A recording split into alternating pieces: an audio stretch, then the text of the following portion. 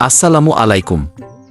জীবনের এই দীর্ঘ ব্যস্ততার মাঝে আমরা অনেক সময় ভুলেই যাই নিজের জন্য একটু সময় বের করতে। তাই আজ সব কাজ সরিয়ে রেখে নিজেকে সতেজ করতে চলে এলাম আমাদের এই বিশাল পুকুর পাড়ে।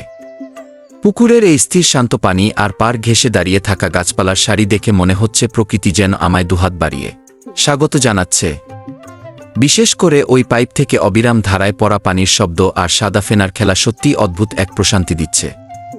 চারপাশের এই খোলা বাতাস আর পরন্ত বিকেলের স্নিগ্ধতা আমার শরীরের সবটুকু ক্লান্তি ধুয়ে মুছে দিচ্ছে।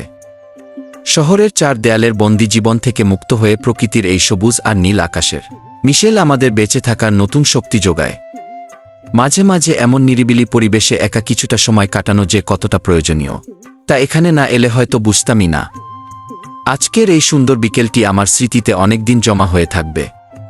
সবাই ভালো থাকুন, সুস্থ থাকুন আর এভাবেই প্রকৃতির মাঝে নিজেকে খুঁজে নিন গিয়ে।